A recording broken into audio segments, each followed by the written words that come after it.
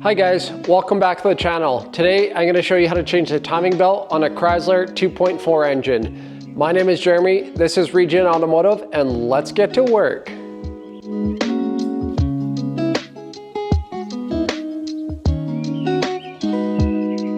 So we have our victim for today. This is a 2005 Chrysler PT Cruiser with the 2.4 turbo.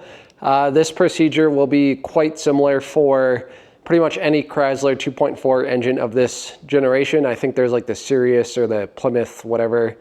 PT Cruiser is obviously 2.4. So any early 2000s Chrysler with the 2.4, it should be a very similar procedure. Okay, so the first order of business is we're on the passenger side. We're gonna get this splash shield off.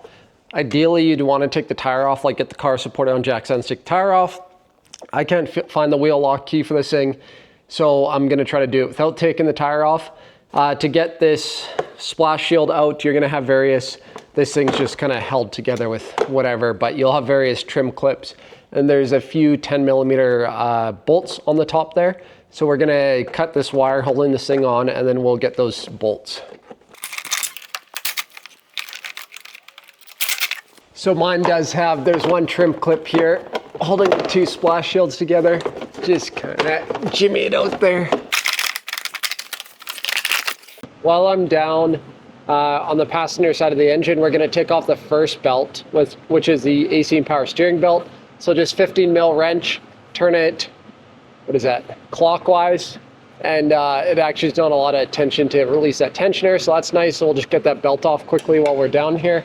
So if you have the PT Cruiser model, I will admit it's quite tight to get there to the belt. We need to disconnect two bolts on the power steering pump down below to get this bracket off.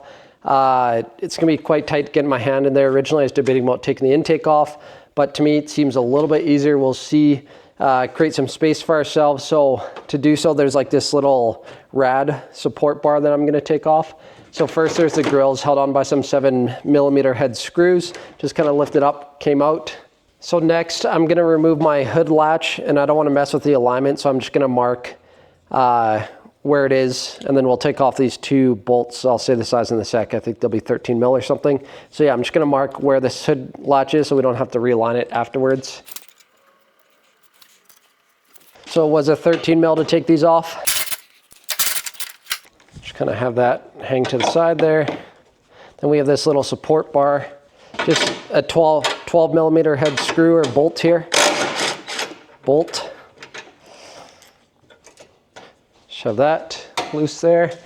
Just got the radiator grommet here. It should pop off. Actually, on second thought, this grommet's kind of tough, so we're going to leave it, and this bar should just lift up off of it. 3 10s on each side.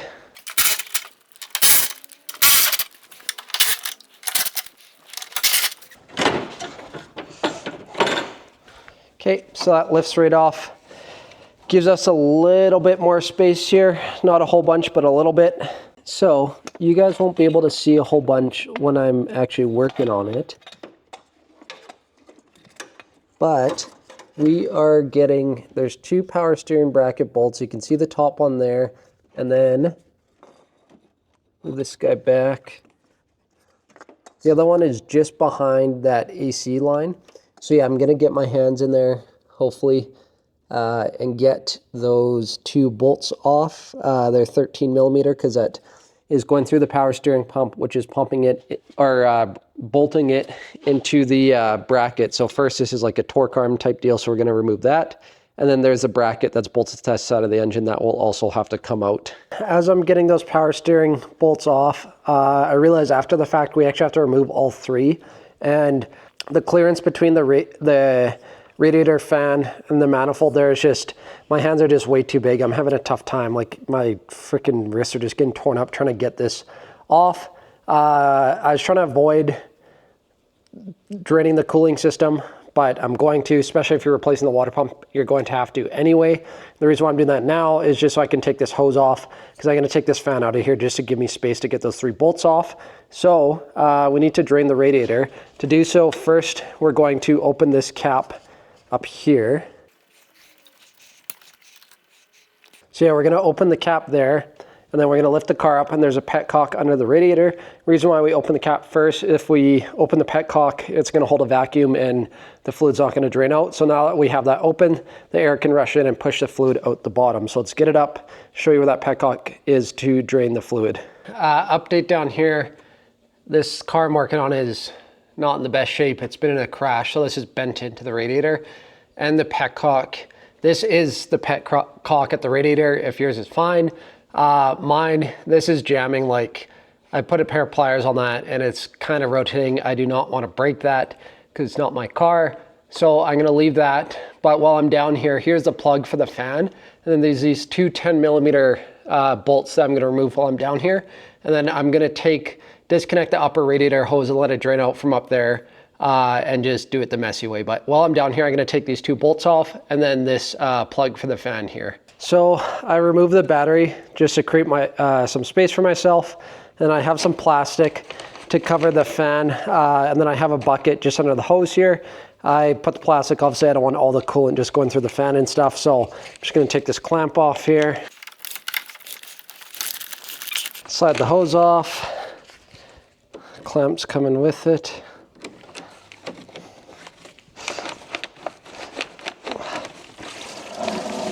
Try to catch most of it in your bucket. So now I have some stuff cleared. Man, on a side note, this car sucks to work on. If you're watching this video as like a gauge how difficult it is, like once we get to the belt, doing the belt itself won't be that hard, but the hardest part is working on this thing, getting to the belt, because like the whole front end is curved in here. So it's just like there's no room. Like we're trying to get to the belt, which is almost under the fender there. So anyway, once we have everything cleared out enough there, took the two bolts off on the bottom for the fan. And I have one here, one here. My fan doesn't have one on the right hand side, yours may. And then there's one on the left hand side down there. Mine's a turbo model, so it's just behind the boost pipe. I have access to it up here. It's not too bad, so I'm just gonna get that with a 10mm wrench. And these two, and then the fan should pull out. So now that we have those three 13mm power steering bolts out, we're gonna work on removing this motor mount.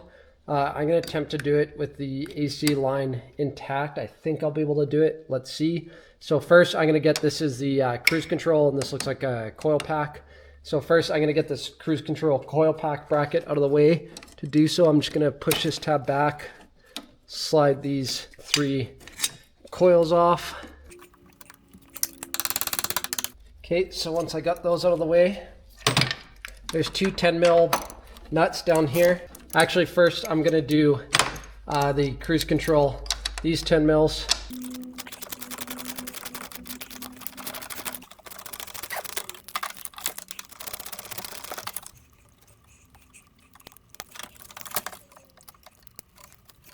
So now I have the cruise control disconnected. I'm going to go back to these 10mm nuts.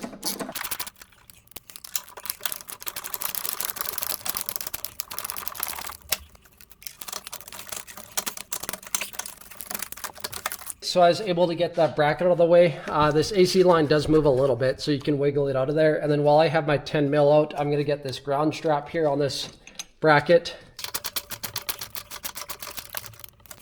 So next up, we're gonna remove this support. I believe it's not hanging the engine up because there's that bolt that goes through the side. But just to be safe, I have the engine supported with a floor jack and a bunch of blocks of wood, and I just took the pressure off the oil pan. I'll confirm in a sec, but I don't think you need to have it supported, but it's not a bad idea to do so anyway. This is an 18mm bolt. And then the two on the engine are a 15mm.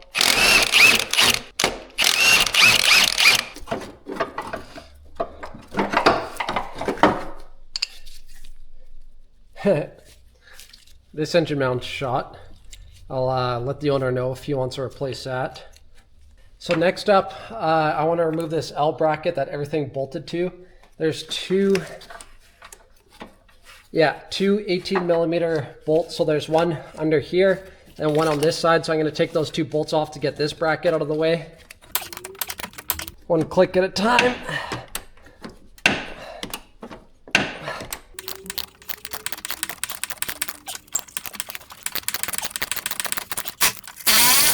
Okay, so just to show you how this bracket came out, there was actually, these two were 18mm nuts, not bolts, on those two studs there. So I was able to get them just with a 18mm shallow 3/8 drive, normal 3-inch extension or whatever size that is. 3/8 ratchet, I was able to get it in there and get it out. And then same thing, I was able to get it out with just without the extension, the 18mm 3/8 ratchet to get the two nuts, one bolt that went there. And then once I kind of shimmied it, I got it to come out something like this. And then once I got up to this point, the bottom, there's a little clip on there for this guy, whatever wire, cruise control signal, whatever that is. There's just a little clip at the bottom there, so just be mindful, you got to pry that off. And then we get that bracket off. So next up, we're back under the car. What I'm working on is I want to get this alternator belt off, and I'm going to take the pulley, the crank pulley off first before I do that pain in the butt engine mount that everyone talks about. I think if I take this pulley off, I'm going to take this bar off as well. That should give me room. I actually might be able to take this torque arm off as well. May not need to, but this bar and this pulley, and that should give me room to swing that bracket out from the bottom. At least I'm hoping so. So first, to get this bracket off, two 15mm.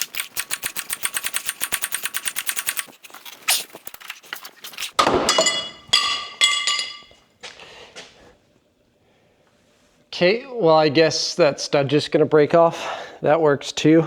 So with that bracket out of the way, I'm just loosening this lower alternator bolt. That is a 15 as well.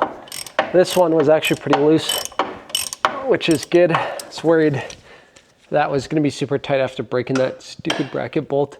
So anyway, that guy's loose. You don't need to remove that fully because the alternator is gonna pivot to get the belt off. I'm underneath the car. There's that one, looks like 15mm nut.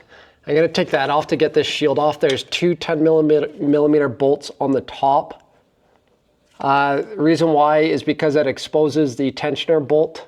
Sorry for my stupid light. The tensioner bolt right there from the top, or I may try to get it from the bottom, we'll see. But regardless, I'm already almost there. So I'm gonna remove this shield with that 15mm nut there. I lied to you, the shield was held on like that. So I got the two 10mm, these little bolts from up top, and then it was on that stud, and this was a 13mm nut, not 15. Just to show you my setup here, I have a 3/8 drive ratchet with a 15mm shallow socket. And again, I'm just breaking that nut loose, otherwise my ratchet's gonna run into the sidewall there, or frame rail. So yeah, what that's doing is breaking the nut loose so the alternator can pivot about that top mount. And then I think that nut's actually not too bad from up here. If you can see my finger there, right there, kind of.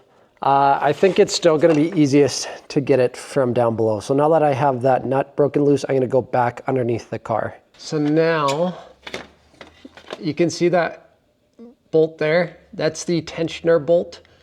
That's a 13mm head. So I'm just loosening that because that bolt from up top tightened that tensioner, and then we loosen the bolt down below, the two mounting bolts. So I'm just going clockwise because that's going to push the alternator in, I think, or counterclockwise.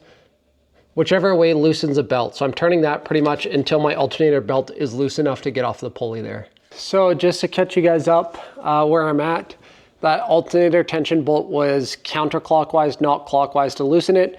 Counterclockwise, I actually had to loosen it a fair amount to get clearance to get the belt off the pulley.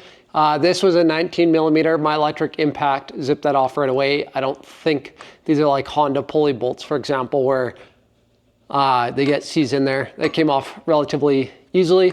So I have the bolt threaded in with just enough space between the bolt and the pulley there. I have a 2-jaw puller. I'm gonna see, it looks like it's loosening. Let's see if this pulls it off. If not, I was gonna give it a little heat just to persuade it, but it looks like it might be moving. Let's try my heat trick. So I have a decent amount of tension on 2-jaw puller.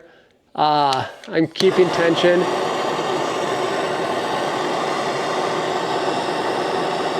Just gonna heat up the pulley.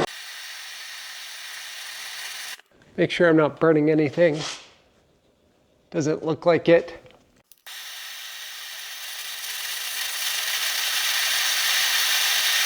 Let's try turning it a little bit more here.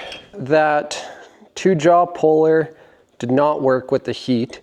So I'll show you, I already got the pulley off, as you can see here. I'll show you how I use this kit. I got this kit on Amazon for like 50 bucks, so I'd recommend doing that before you do this job, or sometimes part stores have them for rent. So yeah, we have these jaws here, and then I just had to take 2 teeth off, and then it just clips in behind the pulley like that. And then you put the, I guess pullers, not teeth. You put the pullers in one by one for the remaining 2. Just clips in here, like that. And this guy goes in, slides in.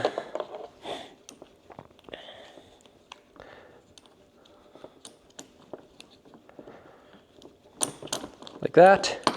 Okay, so then I had all these pullers in, and then I kind of just held them so they were close to the crankshaft, like held them against the crankshaft. And then I used first I use this medium length, it's like a little strut, and you put it in, it bottoms out on the crank. And then I threaded this bolt on. Yeah, mine's not going in the crank, but I threaded the bolt on until these were tight, so like they weren't flopping around like that. And then I put my impact on there, and right away I started tightening, and it pulled the puller off until I maxed out these threads here. And then once I had more space, I just put in this longer strut here, and same story, popped right off. So you will need one of these pullers to get the crank pulley off. Our final step before we get the timing belt covers off there is we're gonna remove that pesky engine mount that everyone talks about. So first I'm gonna take that bolt off. I believe that's a 14 mil. There's that bottom bolt there. And then we're going to support the engine. I removed this bolt here just for this torque arm thing, just so I'm able to not have that interfere when I jack the engine up and down. So I'm gonna remove that 14 mil bolt, remove this guy, that was a 21 mil. And then I already took my, there's a little rubber cover off here. You'll need to take that off. And then it's a T55. So we're gonna support, after we remove that bolt, support the engine from underneath, take that T55 off, and then that'll give us the space to lower or raise the engine to get the top mount bolts off, and then eventually slide that bracket out of the way. I figured I'd just show you where I'm at right here, just to get, again, that pesky mount off. So I supported the bottom of the engine with blocks, like I said there, remove that T55 bolt. Already got that, is actually 15 mil, not 14 mil. I got that bolt loose, but I'm having issues with it running into the frame rail. So I have the engine jacked up pretty high here. When you do this, just be careful not to put any pressure on any, wiring, hoses, whatever. Like, you don't want to break anything while you do that. So just be careful, take your time. So I had to pry this mount a little bit because you can see there's 2 grooves, I guess, that line up with the mount. So I just had to get that over the mount that's mounted to the frame rail of the car. I was able to get a 15 mil in this top bolt to get that off. And for this bottom bolt, I would say this is probably the hardest one. I loosened that wiring harness. I took it out of its clips, so I could just slide a 3/8 ratchet with the 15 mil on there. Right now it's broken loose, but be careful. I don't want to loosen it so much where my ratchet head gets stuck in the frame rail and then I can't get my ratchet out. So I'm hoping that I can loosen this until it's finger tight, and then just finger tight that bolt, back it off, and hopefully it doesn't come out any further than this one, and then I should be able to drop that mount straight down. All right, nothing about getting that engine mount was enjoyable. I'll be honest, that sucked. If you're watching this as I'm just getting into wrenching cars, I understand the theory of a timing belt, watch this video just as a quick check to see how to do it, you will have troubles with that, I promise you. So what I ended up doing is, first I took off this top cover, is just 3 8mm head screws. And then I had all that engine mount, that stuff loose. So to get the engine high enough, I disconnected this mount over here at the transmission. There's two 15 mil bolts, one going into this fuse block bracket, and there's some 14 mils, I believe, or 12 mils, 12 mils, I think, or no, 13. 4 of them for the transmission mount, and then I put a jack, the transmission jack, to support the transmission. So I lifted up the transmission because when I was lifting this up, it was angling too much and it wasn't going any higher, and it's kind of wedging into the frame rail there. So yeah, I had to disconnect transmission mount, engine mount, and I finally got this high enough. And then I loosened this engine mount that goes into the frame rail. That was 13 mil, 4 13 mil bolts. So I got that so I could like just rotate it. And then I jimmied this engine mount bracket out of the way.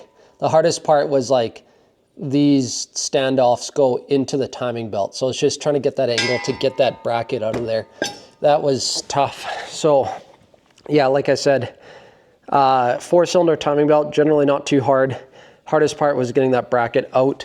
So now that's out, I'm gonna take that lower cover off, a few more 8mm screws there, and then I'm gonna set my timing, and I'll show you what I do, precisely how I set it before I take the tensioner and take the belt off. So we have finally made it to the timing belt. What a pain. Anyway, once we get here, we're gonna have 2 marks on the camshaft. So on the camshaft gears, so the left camshaft has this little half mark, and then the right camshaft gear has a full mark. So you're gonna line those 2 up, and then what I like to do is point paint on the gear so it's very obvious, like where the tooths line up. So it's very obvious to me once I take the belt off that those should be lined up. And then the little trick I was telling you, I don't know if it's gonna work so well in this car, but what I like to do is mark the front tooth of the camshaft gear, and then mark the old belt, like the crest where it goes in the old belt. And same thing on the other side. So on the crank pulley there, you can see the red mark that I made on the arrow on the crank pulley, and then there's an arrow etched in the timing cover, or the rear engine cover, I guess. Those 2 should line up on the crank. So again, I marked those red. And then the reason why I say it might not work on this one, it's a little bit harder, is because the pulley is covering the edge of the belt, so I can't really line up one of the gears on the pulley with the old belt. So I just did the corner there, but for now, our main concern is going to be the timing mark. So now that I have my timing all set, I'm gonna remove my tensioner. There's an Allen key there, Allen key, and then I think I have to loosen off the bolt. I may just have to turn that Allen. We'll see, I'll let you know once I get it off. So I'm gonna remove the tensioner, remove the idler, take the belt off. In this case, I'm not doing the water pump. Now would be a good time to do your water pump. Mine's not leaking. I'll just double check the bearing.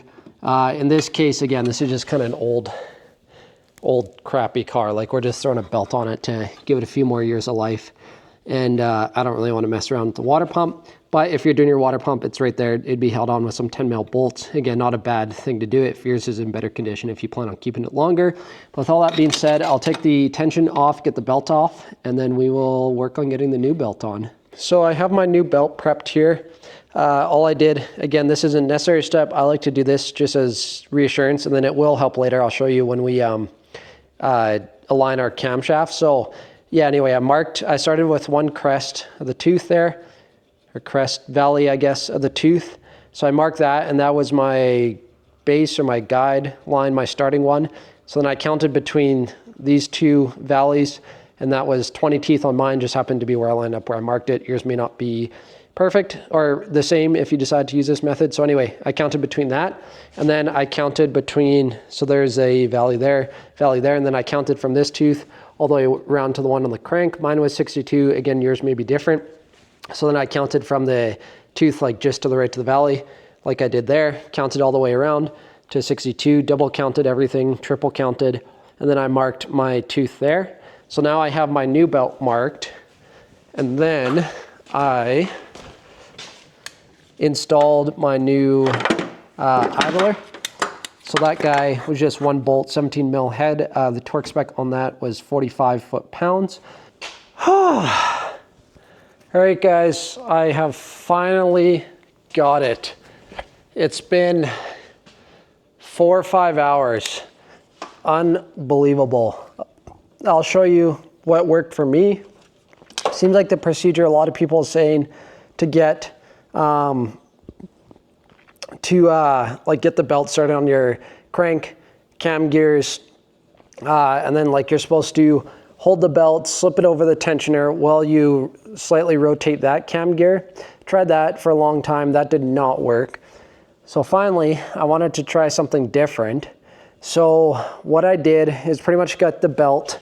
So yeah, those lines actually helped me quite a bit. I'd highly recommend. That helped a lot. So I got the lines lined up, rotated the cams, whatever. Got it lined up on the crankshaft also with my line. Rotated the cams. I took some vice grips. These aren't on there tight. Like they're just gently on there to hold the belt and prevent it from locking side to side. So I put 2 sets of vice grips on there. Again, just gently. Don't damage the belt. Don't damage the cam gear. And then I loosened. So I had everything routed, everything tight, ready to go. And then I loosened this tensioner and I sprayed some brake cleaner on there just to lubricate it. So I loosened the tensioner so the threads are about half out, and you see how it's turning at an angle like that? That is what was holding me up from getting this on this whole time. So I literally I did this tensioner trick and then it took me 10 minutes. So I loosened the tensioner so you could get that at an angle, sprayed some brake cleaner on there to make it slippery, and then the belt finally slipped on. Oh my gosh, that was horrible. Yeah, so like I said, a couple tricks. This helped quite a bit to line up my cam so I don't have to mess with the timing. And then the other marks under there and it lines up with the belt. And then down below the crank, you can't see it right now, but once I rotate it, that lines up. And then all my timing marks are on. So that arrow is pointing where it should be. And then the cam gear is perfectly lined up. So that's the trick that did it for me. Yeah, again, so far the hardest part of the job has been the engine mount and getting that timing belt to line up. So if you have a PT Cruiser and you're considering doing it, those are the 2 things that will hang you up. Trust me. Okay, so it's a little tough when there's not tension on the belt, or the belt's gonna counteract the pulley, and you're gonna spin it until you just get that spring lined up there in that groove, and then tighten this bolt down so it doesn't spin back. So that's the spec right there. So it's lined up in that groove, and I'll show you how I have that done on the car. So yeah, it's kind of tough to see, and when I'm looking at it, I'm actually slightly out, so I'm going to adjust mine. But yeah, I have that spring. I apologize for the stupid light. I have this spring lined up just on the edge of that groove, so I'm actually going to adjust it so it's centered in that groove. So that's what you're looking for. And then once you have that adjusted, I think that's why mine moved, is because I torqued that. That torque on that is 18 foot-pounds, and then the torque on the idler here is 45 foot-pounds. So having the idler loose actually is a huge trick. I'd recommend that for anyone. I found that so much easier to deal with than the tensioner. So once you just have it loose so it's tilted, slide the belt on, torque that to 45 foot-pounds, and then that is 18 once you have it set. So I'm going to get it set, and then I'm going to go ahead, start putting everything back together, and I'll let you guys know if there's any tricks I learned on the way of putting everything back together. All right, we got everything back together. There wasn't really anything to comment on. It kind of went to back together how it came off. I actually found it was a little bit easier to get that bracket and all that stuff once I kind of knew the technique. So hopefully you find it easier as well if you're doing this. Last thing I'm doing is just bleeding off the cooling system. Like I said earlier, I did not replace the water pump, but I had it open here. So I'm bleeding it off, and then I'll show you how it starts up.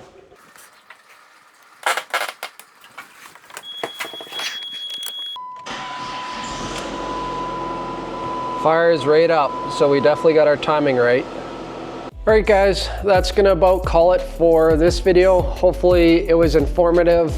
Yeah, I kind of set it up initially to show it as a DIY video. There's lots of DIY videos on how to do the timing belt on these things, but I wanted to show just kind of little tricks that helped me. I've never done this job before, so I wanted to bring you along to show you what it was like doing it for the first time. So again, it's kind of meant to be a DIY video and just to show you what to expect when doing this job.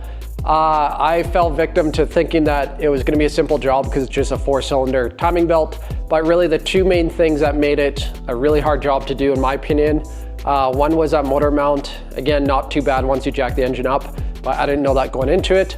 And then two was getting the timing belt on, same thing, not too bad once I learned that trick to loosen the idler. So those are the two main tricks if you're looking to attack this job.